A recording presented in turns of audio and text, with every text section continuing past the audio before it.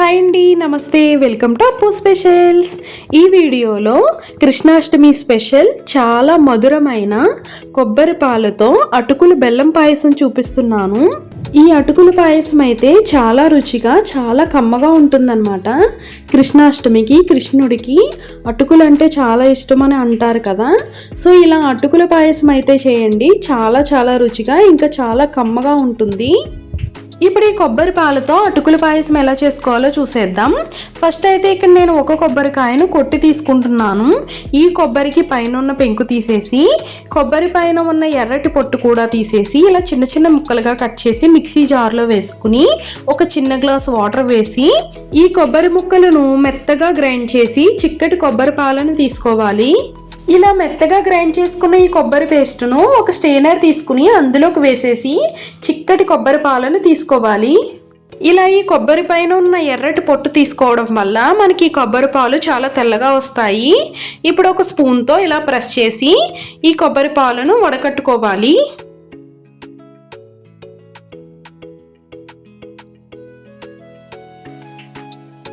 ఇలా ఈ విధంగా కొబ్బరి పాలను తీసుకున్న తర్వాత మళ్ళీ ఆ పేస్ట్ మిక్సీ జార్లో వేసి ఒక అర గ్లాస్ వరకు వాటర్ వేసుకుని మెత్తగా గ్రైండ్ చేసి రెండోసారి కూడా ఇదే విధంగా కొబ్బరి పాలను తీసుకోవాలి.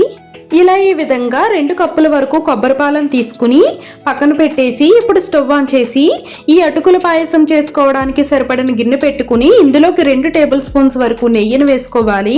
ఈ నెయ్యిలా కాస్త కరిగిన తర్వాత ఒక 10 నుండి 15 జీడిపప్పులు వేసుకుని దోరగా ఫ్రై చేసుకోవాలి.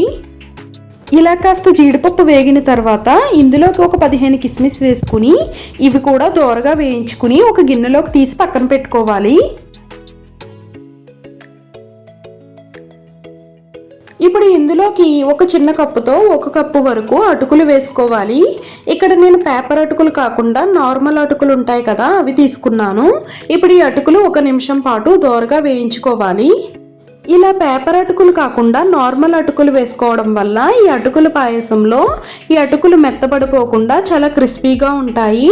ఇప్పుడు ఈ అటుకులు ఇలా వేగిన తర్వాత అదే కప్పుతో ఒక అరకప్పు వరకు సేమియా వేసుకుని ఈ అటుకులు ఇంకా ఈ సేమియా కూడా క్రిస్పీగా దోరగా వేయించుకోవాలి. ఇలా ఈ విధంగా అటుకులు సేమియా కూడా క్రిస్పీగా అయ్యేంత వరకు దోరగా వేయించుకుని ఇప్పుడు ఇవన్నీ కూడా ఒక ప్లేట్లోకి తీసి పక్కన పెట్టుకోవాలి. ఇప్పుడు అదే గిన్నెలోకి మనం అటుకులు తీసుకున్న కప్పుతోనే 1.5 కప్పు వరకు వాటర్ వేసుకోవాలి. ఇప్పుడు ఇందులోకి ఒక పావు కప్పు వరకు సగ్గుబియ్యాన్ని వేసుకుని ఈ సగ్గుబియ్యం ఉడికేంత వరకు ఉడికించుకోవాలి.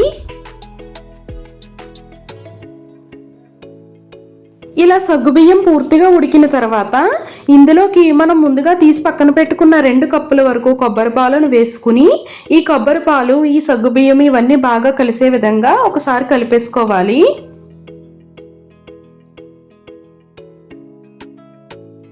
ఇలా ఈ సగ్గుబియ్యం కొబ్బరి పాలు బాగా కలిసే విధంగా కలుపుకున్న తర్వాత పాలు ఇలా ఒక పొంగు వచ్చి కాస్త మరిగిన తర్వాత ఈ పాలల్లో మనం ముందుగా వేయించి పక్కన పెట్టుకున్న అటుకులు సేమియాను వేసేసుకుని ఇలా గరిటెతో ఒకసారి కలిపేసుకున్న తర్వాత ఈ సేమియా ఉడికే విధంగా ఒక 5 నిమిషాల పాటు ఉడికించుకోవాలి.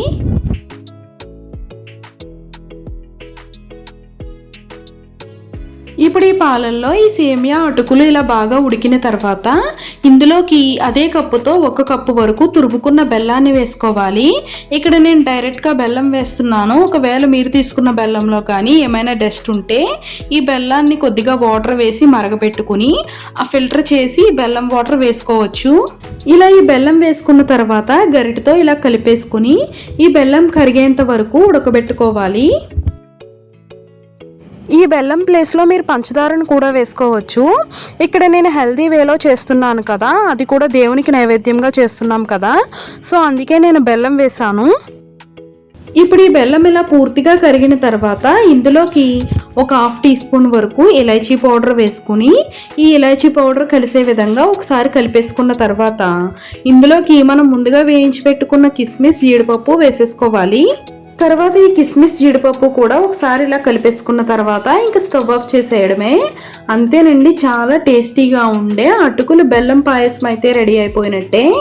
ఈ కొబ్బరి పాలతో చేసిన అటుకులు బెల్లం పాయసం అయితే చాలా చాలా టేస్టీగా ఉంటుంది, ఇంకా చాలా కమ్మగా ఉంటుందన్నమాట. మీరు కూడా తప్పకుండా ట్రై చేయండి. ఇప్పుడు ఈ అటుకుల పాయసం అయితే చల్లారిన తర్వాత దేవుడికి నైవేద్యంగా పెట్టేసి మనం కూడా తినేయచ్చు. ఇది వేడివేడిగా కూడా చాలా బాగుంటుందన్నమాట. మీరు కూడా తప్పకుండా ఈ కొబ్బరి పాలతో అటుకుల బెల్లం పాయసం అయితే ట్రై చేయండి. అలాగే మీకు ఎలా కుదిరిందో తప్పకుండా కమెంట్ సెక్షన్లో తెలియజేయండి. ఈ వీడియో మీకు నచ్చినట్లయితే తప్పకుండా లైక్ చేయండి, షేర్ చేయండి. ఇలాంటి tasty, quick and easy recipes కోసం అప్పు స్పెషల్స్ని సబ్స్క్రైబ్ చేయండి. అలాగే పక్కనే ఉన్న బెల్ ఐకాన్ అయితే క్లిక్ చేయండి. అప్పుడే నేను ఏ వీడియో పెట్టినా మీకు నోటిఫికేషన్గా వస్తుంది. Thank you for watching.